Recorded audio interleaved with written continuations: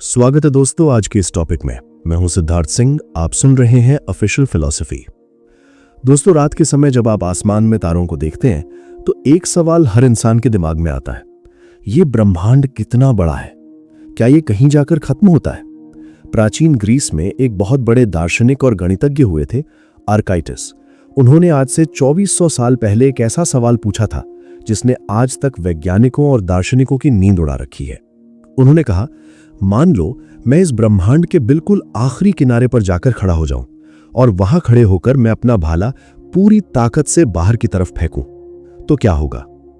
सिर्फ दो ही चीजें हो सकती हैं। या तो वो भाला आगे चला जाएगा, इसका मतलब है कि ब्रह्मांड की कोई सीमा नहीं है, उसके बाहर भी जगह मौजूद है।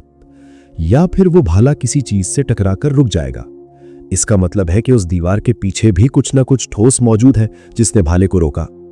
दोनों ही हालतों में ब्रह्मांड का कोई एंड साबित नहीं होता। आपका दिमाग इस बात को बर्दाश्त ही नहीं कर सकता कि कोई चीज कभी खत्म ही ना हो, इनफाइनाइट। और आपका दिमाग ये भी नहीं सोच सकता कि कोई चीज एक दीवार पर जाकर खत्म हो जाए और उसके आगे कुछ ना हो, फाइनाइट। दोस्तों, स्वागत है दर्शन की उस शाखा में जहां विज्ञान के सारे फॉर्मूले घुटने टेक देते हैं। इसे कहते हैं कॉस्मोलॉजी, दार्शनिक ब्रह्मांड विज्ञान। विज्ञान यानी एस्ट्रोफिजिक्स सिर्फ ये मापता है कि ब्रह्मांड की उम्र क्या है, 13.8 बिलियन साल, या इसमें कितने ब्लैक होल्स हैं। लेकिन कॉस्मोलॉजी विज्ञान का बाप है। ये उन सवालों को पकड़ता है जो जेम्स वेब टेलीस्कोप भी नहीं देख सकता। कॉस्मोलॉजी पूछती है, ये ब्रह्मांड बना ही क्यों? Why is there a universe instead of nothing? क्या समय की कोई शुरुआत थी? ये दुनिया किसी ने बनाई है या ये सिर्फ अपने रूप बदल रही है, एवोल्यूशन? जब हम पूछते हैं कि क्या ब्रह्मांड की कोई शुरुआत थी, बिगिनिंग, तो आमतौर पर आस्तिक कहते हैं हां, भगवान ने बनाया, और वैज्ञानिक कहते हैं हां, बिग बैंग हुआ। यानी दोनों मानते हैं कि ब्रह्मांड की एक शुरुआत थी। लेकिन जर्मनी के महान दार्शनिक इमैनुअल कांट ने अपनी किताब क्रिटिक ऑफ प्योर रीजन में एक ऐसा बम फोड़ा जिसे फिलॉसफी में एंटीनोमी कहते हैं। कांट ने साबित कर दिया कि इंसान का दिमाग सॉफ्टवेयर ग्लिच का शिकार है। कांट ने एक लॉजिक रखा जिसे सुनकर आपके होश उड़ जाएंगे। तर्क 1, थीसिस, ब्रह्मांड की शुरुआत होनी ही चाहिए। कांट कहते हैं, मान लो ब्रह्मांड हमेशा से था, इनफाइनाइट पास्ट। इसका मतलब है कि आज तक पहुंचने के लिए अनंत समय गुजर चुका है। लेकिन अनंत का मतलब ही यही है कि वो कभी पूरा नहीं होता। तो अगर समय अनंत है तो वो आज तक पहुंच ही कैसे सकता है? इसीलिए ब्रह्मांड का एक स्टार्टिंग पॉइंट होना ही चाहिए। तर्क 2, एंटीथीसिस, ब्रह्मांड की शुरुआत हो ही नहीं सकती। फिर कांट अपनी ही बात को काटते हुए कहते हैं, मान लो ब्रह्मांड की एक शुरुआत थी, इसका मतलब है कि उस शुरुआत से पहले कुछ नहीं था, एम्प्टी वॉइड या नथिंग। अब सवाल यह है कि उस खाली समय में अचानक ऐसा क्या हुआ कि ब्रह्मांड पैदा हो गया? जब कुछ था ही नहीं तो कोई भी चीज शुरू कैसे हो सकती है? Ex nihilo nothing comes. इसीलिए ब्रह्मांड हमेशा से होना चाहिए। नतीजा क्या निकला? कांट ने कहा कि इंसान का दिमाग यानी ह्यूमन रीजन इतना छोटा और लाचार है कि वो इस ब्रह्मांड को समझ ही नहीं सकता। हम एक छोटे से फिश बोल में तैरती हुई मछलियां हैं जो ये समझने की कोशिश कर रही हैं कि जिस कमरे में बोल रखा है वो कमरा कैसे बना। हमारी भाषा, हमारा लॉजिक ब्रह्मांड की सच्चाई को पकड़ने के लिए बना ही नहीं है। अब जब कांट ने पश्चिम के दिमाग के दरवाजे बंद कर दिए, तब भारत का दर्शन इस फिश बोल के बाहर छलांग लगाता है। कॉस्मोलॉजी का सबसे बड़ा सवाल है, परम सत्य यानी ईश्वर या ब्रह्म से ये दुनिया बनी कैसे? भारतीय दर्शन में इसे समझाने के लिए पीएचडी लेवल की 2 सबसे बड़ी थ्योरीज हैं। कोई फालतू कहानी नहीं, सीधा प्योर लॉजिक। नंबर 1, सांख्य दर्शन का परिणामवाद, थ्योरी ऑफ ट्रांसफॉर्मेशन। सांख्य दर्शन कहता है कि यह ब्रह्मांड बनाया नहीं गया है, बल्कि ये इवॉल्व हुआ है। जैसे दूध से दही बनता है, दूध पूरी तरह से अपना रूप बदल लेता है और दही बन जाता है। अब आप दही से वापस दूध नहीं निकाल सकते। सांख्य कहता है कि प्रकृति पहले एक साम्य अवस्था में शांत थी, फिर उसमें हलचल हुई और वही प्रकृति बदलकर यह ब्रह्मांड बन गई। ब्रह्मांड असली है, यह कोई धोखा नहीं है। नंबर 2, अद्वैत वेदांत का विवर्तवाद, थ्योरी ऑफ अपैरेंट मैनिफेस्टेशन या इल्यूजन। यहां एंट्री होती है आदि शंकराचार्य की और वो दूध दही की थ्योरी को खारिज कर देते हैं। शंकराचार्य पूछते हैं कि अगर ईश्वर या ब्रह्म दूध की तरह है और उसने ब्रह्मांड रूपी दही बना दिया, तो इसका मतलब है कि ईश्वर तो खत्म हो गया, क्योंकि दूध तो दही बनने के बाद बचता ही नहीं। अगर ईश्वर ही दुनिया बन गया तो ईश्वर तो टुकड़े टुकड़े होकर खत्म हो गया। शंकराचार्य ने एक नई और सबसे खौफनाक थ्योरी दी, विवर्तवाद। उन्होंने कहा दुनिया ऐसे नहीं बनी जैसे दूध से दही बनता है, दुनिया ऐसे बनी है जैसे सोने से गहने बनते हैं। चाहे आप सोने का हार बनाएं, अंगूठी बनाएं या कंगन बनाएं, सोना कभी बदलता नहीं है। हार का अपना कोई वजूद नहीं है, वो सिर्फ सोने का एक आकार है, फॉर्म है। अगर आप हार को पिघला दें तो भी सोना ही बचेगा। विवर्तवाद कहता है कि परम चेतना ने इस दुनिया को बनाया नहीं है, वो सिर्फ इस दुनिया के रूप में प्रतीत हो रहा है। जैसे अंधेरे में एक रस्सी सांप की तरह दिखाई देती है, रस्सी ने खुद को बदलकर सांप नहीं बनाया, रस्सी अपनी जगह पर रस्सी ही है, सिर्फ देखने वाले के दिमाग में वो सांप बन गई है। यानी कॉस्मोलॉजी का अंतिम सत्य यह है कि ब्रह्मांड का कोई जन्म हुआ ही नहीं है। थ्योरी ऑफ अजतिवादा, क्रिएशन, सृष्टि कभी हुई ही नहीं है। जो है वो सिर्फ एक है, बाकी सब सिर्फ एक बहुत बड़ा, बहुत ही शानदार और खौफनाक होलोग्राम है। तो दोस्तों, हमने देखा कि भाले के उदाहरण से हमने जाना कि ब्रह्मांड की कोई सीमा नहीं है।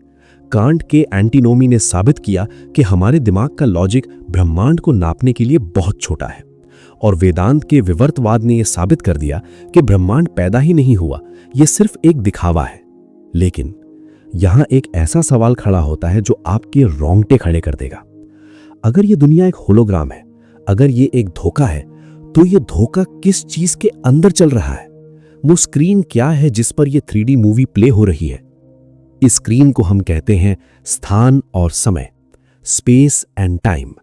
अगर दुनिया नहीं है तो क्या स्पेस असली है? और ये जो घड़ी की सुई हर सेकंड टिक टिक करके आगे बढ़ रही है, क्या समय सच में आगे बढ़ रहा है, या अतीत, वर्तमान और भविष्य तीनों एक ही साथ इसी पल में मौजूद है?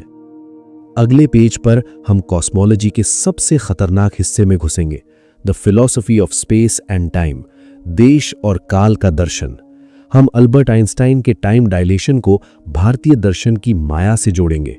हम देखेंगे कि कैसे एक सेकंड में 100 साल गुजर सकते हैं। तैयार रहिएगा, क्योंकि अगला पेज आपकी घड़ी को हमेशा के लिए तोड़ देने वाला है। दोस्तों, आप अभी ये वीडियो देख रहे हैं, आप सोच रहे हैं कि आपका अतीत यानी कि पास्ट मर चुका है और आपका फ्यूचर अभी पैदा नहीं हुआ है, सिर्फ ये वर्तमान, प्रेजेंट सच है। लेकिन कॉस्मोलॉजी और मॉडर्न फिजिक्स आपके इस कॉमन सेंस की धज्जियां उड़ा देती है। एल्बर्ट आइंस्टाइन ने अपनी थ्योरी ऑफ रिलेटिविटी में साबित कर दिया कि समय कोई नदी नहीं है जो आगे बह रही है। आइंस्टाइन ने फिलॉसफी को एक ऐसा कॉन्सेप्ट दिया जिसे ब्लॉक यूनिवर्स कहते हैं। इसे एक ब्रेड के पैकेट की तरह समझिए।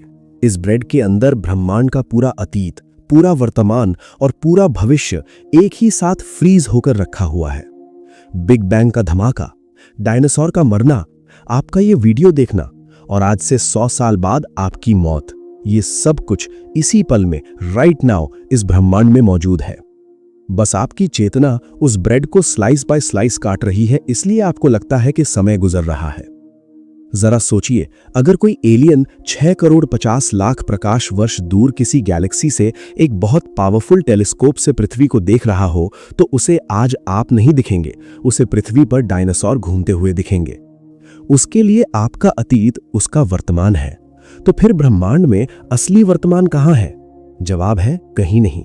आइंस्टाइन ने खुद अपनी मौत से पहले अपने दोस्त के परिवार को खत लिखा था। हम भौतिक विज्ञानियों के लिए अतीत, वर्तमान और भविष्य सिर्फ एक बहुत ही जिद्दी भ्रम है। जब आइंस्टाइन ने विज्ञान में ये बम फोड़ा, उससे 150 साल पहले ही जर्मनी के दार्शनिक इमैनुअल कांट ने फिलॉसफी में इसे साबित कर दिया था। कांट ने एक ऐसा PhD लेवल का कॉन्सेप्ट दिया जिसने 2000 साल पुरानी कॉस्मोलॉजी को उखाड़ फेंका। आमतौर पर हम सोचते हैं कि स्पेस एक बहुत बड़ा खाली डिब्बा है और समय उस डिब्बे में चलने वाली घड़ी है। लेकिन कांट ने कहा, पागल हो गए हो क्या? स्पेस और टाइम ब्रह्मांड में बाहर नहीं है, स्पेस और टाइम तुम्हारे दिमाग के अंदर हैं। इसे ऐसे समझिए, मान लीजिए आपने जन्म से ही अपनी आंखों पर एक लाल रंग का VR हेडसेट पहना हुआ है। अब आप दुनिया में जहां भी देखेंगे आपको सब कुछ लाल दिखेगा। आप कहेंगे, दुनिया लाल है? लेकिन क्या दुनिया सच में लाल है? नहीं, वो लाल रंग आपके चश्मे का है, दुनिया का नहीं।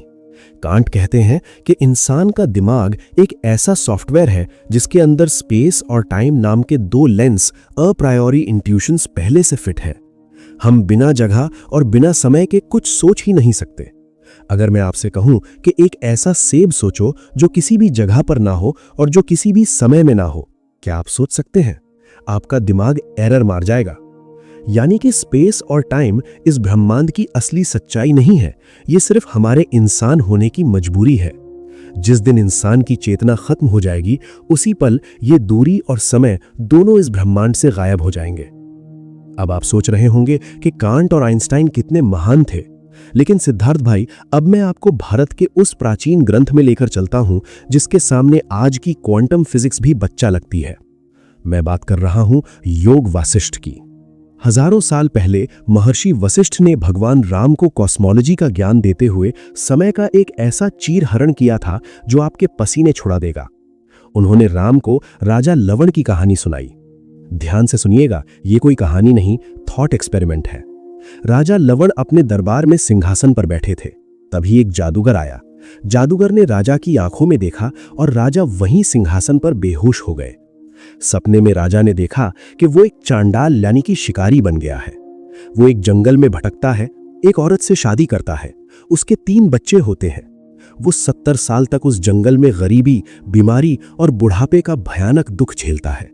अंत में जब उसके बच्चे भूख से तड़प कर मर जाते हैं तो राजा आग में कूदकर अपनी जान दे देता है। और जैसे ही वो आग में कूदता है, राजा की आंख खुल जाती है। राजा पसीने से लथपथ अपने सिंहासन पर बैठा है। उसका दिल जोर से धड़क रहा है। वो अपने मंत्रियों से पूछता है कि मैं कितने सालों तक सोया रहा। मंत्री कहते हैं, महाराज, आप सिर्फ 2 मिनट के लिए बेहोश हुए थे। महर्षि वशिष्ठ राम से पूछते हैं, हे राम, राजा लवण ने जो 70 साल का दर्द झेला वो उसके लिए 100% सच था, तो असली समय कौन सा है? वो 70 साल जो उसके दिमाग ने बनाए या वो 2 मिनट जो घड़ी ने दिखाए? भारतीय दर्शन और योग वासिष्ठ कहता है कि समय सिर्फ विचारों की गति का नाम है। Time is psychological. जब आप खुश होते हैं तो 3 घंटे की मूवी 3 मिनट लगती है। जब आप दर्द में होते हैं तो जलते हुए तवे पर रखा 1 सेकंड 1 साल के बराबर लगता है। ब्रह्मांड में बाहर कोई समय नहीं है। समय सिर्फ आपकी चेतना की एक बीमारी है। जिस पल आप विचार शून्य यानी कि थॉटलेस स्टेट, समाधि में जाते हैं, समय वहीं रुक जाता है। Timelessness, eternal now. दोस्तों, कॉस्मोलॉजी का यह सबसे भयानक सच है। न स्पेस असली है, न टाइम असली है, न कोई अतीत है, न कोई भविष्य। लेकिन अगर सब कुछ एक भ्रम है, अगर ये ब्रह्मांड स्पेस और टाइम का एक नकली मैट्रिक्स है, तो फिर एक आखिरी और सबसे बड़ा सवाल खड़ा होता है, ये ब्रह्मांड क्यों है? Why is there something rather than nothing? अगर भगवान या परम चेतना पूरी तरह से शांत और पूर्ण है, तो उसे ये सिरदर्द पालने की क्या जरूरत थी? क्या इस ब्रह्मांड का कोई उद्देश्य है?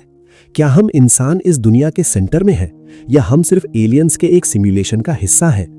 अगले पेज में हम फिलॉसफी की सबसे कंट्रोवर्शियल डिबेट में उतरेंगे, टेलियोलॉजी वर्सेस द मल्टीवर्स।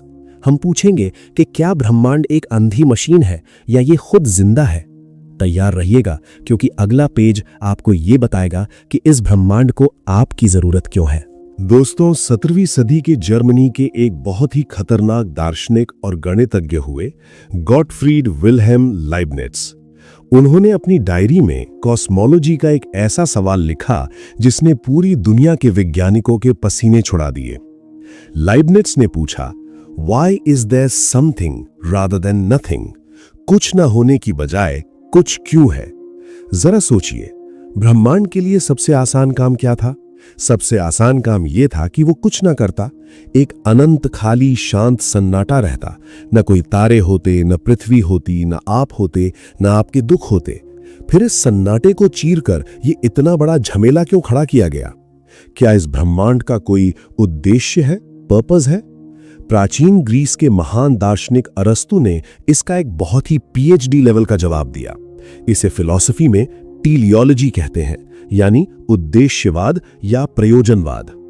अरस्तु ने कहा कि इस ब्रह्मांड में कोई भी चीज अंधी नहीं है।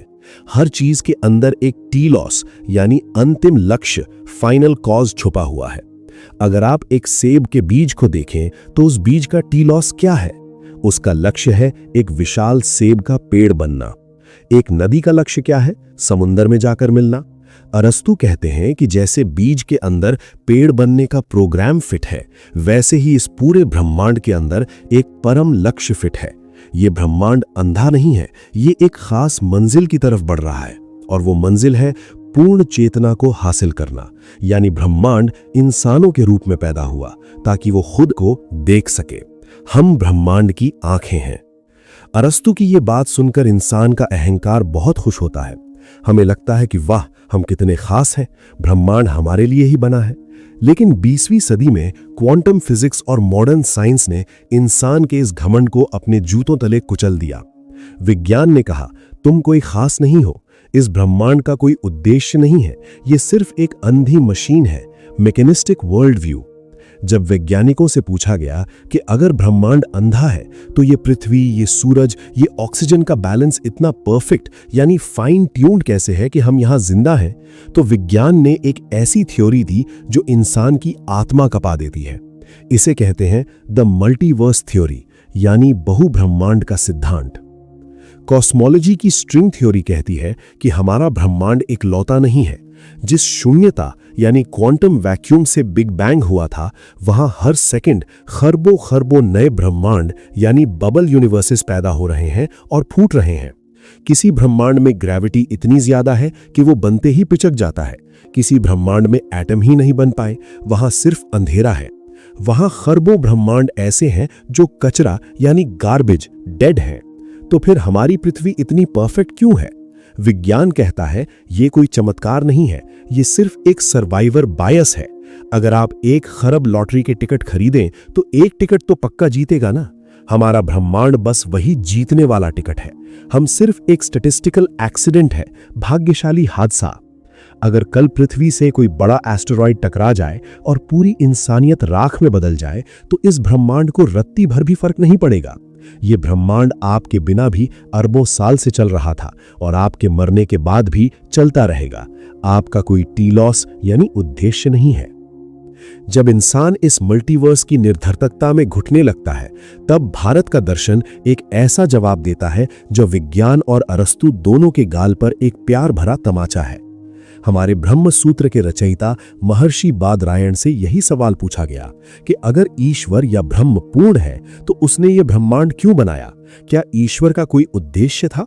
महर्षि मुस्कुराए और उन्होंने एक लाइन बोली जिसने कॉस्मोलॉजी का इतिहास पलट दिया, लोकवत्तु लीला कैवल्यम। इसका मतलब समझने के लिए एक उदाहरण लेते हैं। दुनिया में 2 तरह के लोग काम करते हैं। एक व्यापारी, बिजनेसमैन, वो सुबह उठता है, दुकान जाता है, पसीना बहाता है। क्यों? क्योंकि उसे प्रॉफिट यानी पर्पस चाहिए। उसके अंदर एक कमी है जिसे वो भरना चाहता है। एक नर्तक यानी डांसर या म्यूजिशियन, जब एक डांसर डांस करता है तो क्या वो किसी मंजिल पर पहुंचना चाहता है? क्या डांस करने का मतलब यह है कि जल्दी जल्दी पैर हिलाओ और स्टेज के उस पार पहुंच जाओ? नहीं, डांस का कोई लक्ष्य नहीं होता। डांस अपने आप में ही पूरा है। भारत का दर्शन कहता है कि ईश्वर कोई व्यापारी नहीं है जो ब्रह्मांड बनाकर कोई प्रॉफिट कमाना चाहता है। ईश्वर पूर्ण है, जिसके पास सब कुछ है, उसे कुछ और क्यों चाहिए? इसलिए यह ब्रह्मांड न तो कोई अंधी मशीन है और न ही इसका कोई अंतिम लक्ष्य है। यह ब्रह्मांड ईश्वर की लीला है। कश्मीरी शैव दर्शन इसे स्पंद कहता है। जैसे एक इंसान जब बहुत खुश होता है तो वो अनायास ही गुनगुनाने लगता है। वो गाना किसी फायदे के लिए नहीं होता, वो खुशी के छलकने का नाम है। ठीक वैसे ही ये ब्रह्मांड उस परम चेतना के आनंद का छलकना है। ईश्वर ने खुद को ही अरबों टुकड़ों में गैलेक्सीज, स्टार्स, ह्यूमंस, एनिमल्स में बांट लिया है ताकि वो अपने ही साथ लुका छिपी यानी हाइड एंड सीक खेल सके। आप कौन हैं? आप ईश्वर ही हैं जिसने खुद को एक इंसान के रूप में भुला दिया है ताकि जब आप सदियों बाद खुद को खोजें तो आपको अरे वाह यानी द जॉय ऑफ डिस्कवरी का एहसास हो। तो दोस्तों, कॉस्मोलॉजी के इस सबसे बड़े सवाल का हमने चीरहरण कर दिया। अरस्तु ने कहा तुम एक खास मंजिल हो, टेलियोलॉजी। विज्ञान ने कहा तुम मल्टीवर्स का एक अंधा हादसा हो, मैकेनिस्टिक मल्टीवर्स। और वेदांत ने कहा तुम न हादसा हो न मंजिल, तुम एक ब्रह्मांडीय डांस यानी कॉस्मिक डांस हो। अगर आप एक डांस हैं तो आपको भविष्य की चिंता करने की जरूरत नहीं है। आपको सिर्फ इस म्यूजिक यानी प्रेजेंट मोमेंट का मजा लेना है। लेकिन अगर ये ब्रह्मांड एक डांस है, अगर ये एक खेल है, तो हर खेल का एक अंत भी होता है। हर डांस के बाद पर्दा गिरता है। क्या इस ब्रह्मांड का कोई अंत होगा? जब ब्रह्मांड मरेगा तो क्या सब कुछ राख हो जाएगा? विज्ञान की एंट्रोपी यानी द बिग फ्रीज और भारतीय दर्शन की महाप्रलय के बीच क्या संबंध है? और जब ये पूरी दुनिया खत्म हो जाएगी तो तुम कहां जाओगे? अगले और आखिरी पेज यानी पेज 4 में हम कॉस्मोलॉजी के ग्रैंड फिनाले में चलेंगे। एस्केटोलॉजी, प्रलय और अंत का दर्शन। हम मौत के पार जाकर देखेंगे कि जब तारे बुझ जाते हैं तो क्या बचता है। तैयार रहिएगा, क्योंकि अगला पेज इस ब्रह्मांड की आखिरी सांस की आवाज सुनाने वाला है। दोस्तों, क्या आपने कभी एक गर्म चाय के प्याले को देखा है? अगर आप उसे मेज पर छोड़ दें तो क्या होगा? क्या वो अपने आप और ज्यादा गर्म हो जाएगा? नहीं, वो धीरे धीरे अपनी सारी गर्मी कमरे में छोड़ देगा और ठंडी होकर कमरे के तापमान यानी रूम टेम्परेचर के बराबर हो जाएगी। एक बार जब चाय ठंडी हो गई तो आप उस ठंडी चाय से वापस एनर्जी नहीं निकाल सकते। विज्ञान में इसे थर्मोडायनेमिक्स का दूसरा नियम कहते हैं और इसका सबसे डरावना शब्द है एंट्रोपी। एंट्रोपी का मतलब है बिखराव, डिसऑर्डर। इस ब्रह्मांड में हर चीज धीरे धीरे सड़ रही है, टूट रही है और अपनी ऊर्जा यानी एनर्जी खो रही है। एक लोहे में जंग लग रहा है, इंसान का शरीर बूढ़ा हो रहा है और ठीक इसी तरह हमारे ब्रह्मांड के तारे अपना सारा ईंधन जला रहे हैं। आज से खरबों खरबों साल बाद जब इस ब्रह्मांड का सारा हाइड्रोजन जलकर खत्म हो जाएगा तो आसमान में कोई नया तारा पैदा नहीं होगा। जो बचे हैं वो भी धीरे धीरे व्हाइट ड्वार्फ्स और फिर राख में बदल जाएंगे। आखिर में सिर्फ और सिर्फ ब्लैक होल्स बचेंगे और स्टीफन हॉकिंग ने साबित किया है कि खरबों सालों में वो ब्लैक होल्स भी हॉकिंग रेडिएशन के जरिए वाष्प बनकर उड़ जाएंगे। विज्ञान इस ब्रह्मांड के इस आखिरी दिन को कहता है the heat death of the universe, the big freeze. एक ऐसा दिन जब ब्रह्मांड का तापमान एब्सोल्यूट जीरो हो जाएगा। न कोई रोशनी होगी, न कोई गर्मी होगी, न कोई जीवन होगा, सिर्फ एक अनंत, अंधा और जमा हुआ सन्नाटा। क्या यही हमारी मंजिल है? क्या ये इतना बड़ा ब्रह्मांड सिर्फ राख बनने के लिए पैदा हुआ था? यह सोचकर ही इंसान डिप्रेशन में चला जाता है। जब विज्ञान आपको ये जमा हुआ अंधेरा दिखाता है तो 19वीं सेंचुरी जर्मनी के सबसे खूंखार दार्शनिक फ्रेडरिक नीत्शे ने कॉस्मोलॉजी का एक ऐसा सिद्धांत दिया जो इंसान के दिमाग को हिला के रख देता है। नीत्शे ने कहा, अगर ब्रह्मांड में ऊर्जा यानी एनर्जी और पदार्थ फिक्स हैं लेकिन समय अनंत है तो इसका क्या मतलब हुआ? इसका मतलब यह हुआ कि यह ब्रह्मांड अपनी ऊर्जा को घुमा फिराकर एक दिन उन सारे कॉम्बिनेशंस को आजमा लेगा जो संभव है, और जब सारे कॉम्बिनेशंस आजमा लिए जाएंगे तो ब्रह्मांड वापस उसी डिजाइन को रिपीट करेगा। इससे फिलॉसफी में कहते हैं द इटर्नल रिकरेंस, अनंत दोहराव या पुनरावृत्ति। नीत्शे कहते हैं यह ब्रह्मांड पहली बार नहीं बना है, ये इससे पहले भी अरबों बार बन चुका है और अरबों बार नष्ट हो चुका है। आप ये जो वीडियो देख रहे हैं ये आप पहली बार नहीं देख रहे हैं, आप इसे अनंत बार देख चुके हैं। आपने जो भी दर्द सहा है, जो भी खुशी महसूस की है, आप उसे अनंत काल तक फॉर इटर्निटी बार बार ठीक इसी तरह महसूस करते रहेंगे। नीत्शे ने पूछा, अगर आज रात एक राक्षस तुम्हारे सपने में आए और कहे कि तुम्हारी जिंदगी जैसी है तुम्हें उसे हमेशा के लिए बार बार जीना पड़ेगा तो तुम क्या करोगे? क्या तुम रोओगे या तुम कहोगे कि तू कोई राक्षस नहीं, तू भगवान है? इसे अमोर फाती कहते हैं। नीत्शे की कॉस्मोलॉजी हमें सिखाती है कि किसी स्वर्ग का इंतजार मत करो, अपनी इसी जिंदगी को इतना महान बना दो कि तुम उसे अनंत बार जीने को तैयार हो जाओ। लेकिन सिद्धार्थ भाई, जब नीत्शे की अकल काम करना बंद कर देती है तब भारत का दर्शन कॉस्मोलॉजी के इस अंत का सबसे खूबसूरत और पीएचडी लेवल का सच खुलता है। विज्ञान जिसे हीट डेथ कहता है और नीत्शे जिसे रिपीटिशन कहता है, हमारे ऋषियों ने उसे हजारों साल पहले एक नाम दिया था, महाप्रलय।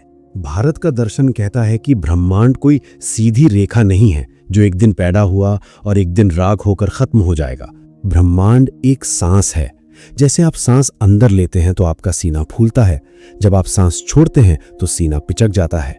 जब परम चेतना ईश्वर सांस बाहर छोड़ता है तो बिग बैंग होता है, इसे सृष्टि कहते हैं। जब वो सांस अंदर खींचता है तो ये पूरा ब्रह्मांड, सारी गैलेक्सी, सारे तारे, सारे ब्लैक होल सिकुड़कर वापस उसी एक बिंदु में समा जाते हैं। इसे प्रलय कहते हैं, द इनहेलेशन। वेदों में इसे ब्रह्मा का दिन और रात कहा गया है। एक दिन 4.32 बिलियन साल तक सृष्टि खेलती है और फिर रात में यह ब्रह्मांड मरता नहीं है, इट डज नॉट डाई। ये ब्रह्मांड सिर्फ सो जाता है, इट गोज टू स्लीप। सारे एटम्स, सारे कर्म, सारी यादें वापस अव्यक्त अवस्था में यानी मूल प्रकृति में जाकर एक बीज की तरह छुप जाती हैं। विज्ञान सोचता है कि ब्रह्मांड खत्म हो जाएगा, लेकिन वेदांत और सांख्य दर्शन कहते हैं कि जिसे तुम शून्यता समझ रहे हो वो असल में एक गर्भवती शांति है, वो आराम का समय है। जब ब्रह्मा की रात खत्म होगी तो वो बीज फिर से फटेगा, द बिग बाउंस, और एक नया ब्रह्मांड फिर से जन्म लेगा। तो दोस्तों, आज हमने कॉस्मोलॉजी यानी ब्रह्मांड की दार्शनिक व्याख्या के इस सबसे विशाल अध्याय को पूरा कर लिया है। हमने क्या क्या देखा? द एज, भाले के उदाहरण से समझा कि ब्रह्मांड की कोई बाहरी दीवार नहीं है। स्पेस एंड टाइम, हमने जाना कि स्पेस और टाइम कोई हकीकत नहीं बल्कि कांट और वासिष्ठ के अनुसार हमारे दिमाग का सिर्फ एक सॉफ्टवेयर या वीआर हेडसेट है। टेलियोलॉजी वर्सेस लीला, हमने देखा कि ये ब्रह्मांड कोई अंधी मशीन मल्टीवर्स नहीं है बल्कि आनंद का एक कॉस्मिक डांस लीला है। एस्केटोलॉजी, और आखिर में हमने देखा कि प्रलय यानी हीट डेथ कोई मौत नहीं, वो सिर्फ इस ब्रह्मांड की एक गहरी नींद है। कॉस्मोलॉजी आपको क्या सिखाती है? ये सिखाती है कि आप इस ब्रह्मांड में बाहर से नहीं आए हैं, आप इस ब्रह्मांड से ही उगे हैं, जैसे सेब के पेड़ पर सेब उगता है। जब आखिरी तारा बुझ जाएगा, जब महाप्रलय आएगी, तब तुम नहीं मरोगे, तुम्हारी सिर्फ ये इंसानी पहचान पिघल जाएगी और तुम वापस उस एक परम ऊर्जा में मिल जाओगे जहां से ये पूरा खेल शुरू हुआ था। तुम्हारा कोई अंत नहीं है क्योंकि तुम्हारी कोई शुरुआत ही नहीं थी। लेकिन सिद्धार्थ भाई, मैंने आपको पिछले 4 पेजों में जो भी बताया, बिग बैंग, महाप्रलय, वेदांत, आइंस्टाइन का टाइम, कांट का चश्मा, आपको कैसे पता कि मैं सच बोल रहा हूं? आप इन सब बातों पर भरोसा क्यों कर रहे हैं? क्या आपकी आंखें सच देखती हैं जबकि आपको तो रस्सी भी सांप दिखती है? क्या विज्ञान सच बोलता है जबकि विज्ञान हर 100 साल में अपनी थ्योरी बदल देता है? ज्ञान क्या होता है और हमें कैसे पता चलेगा कि जो हम जानते हैं वो सच है या सिर्फ एक हमारी राय? यहीं से शुरुआत होती है फिलॉसफी की अगली और सबसे खतरनाक ब्रांच की। चैप्टर 2, टॉपिक 5, जिसे कहते हैं एपिस्टेमोलॉजी का परिचय, ज्ञान का दर्शन। अगले एपिसोड या टॉपिक 5 में हम किसी ब्रह्मांड की बात नहीं करेंगे, हम तुम्हारे दिमाग की अदालत लगाएंगे, हम तुम्हारे हर एक सच का पोस्टमार्टम करेंगे। अगर कॉस्मोलॉजी के इस 4 पेज के सफर ने तुम्हारे अंदर के ब्रह्मांड को जगा दिया है तो कमेंट्स में सिर्फ एक शब्द लिखना, अवेकेंड ब्रह्मांड। अपने हर उस दोस्त को ये वीडियो शेयर करना जिसे मौत से डर लगता है। उसे बताओ कि आखिरी तारा बुझने के बाद भी रोशनी बाकी रहती है। मेरा नाम है सिद्धार्थ सिंह, चैनल है ऑफिशियल फिलॉसफी। मिलते हैं अगले एपिसोड एपिस्टेमोलॉजी में, ज्ञान के सबसे तीखे सवालों के साथ। तब तक अपने आसपास चल रहे इस कॉस्मिक डांस को बस मुस्कुरा कर एंजॉय कीजिए। जय हिंद, जय भारत।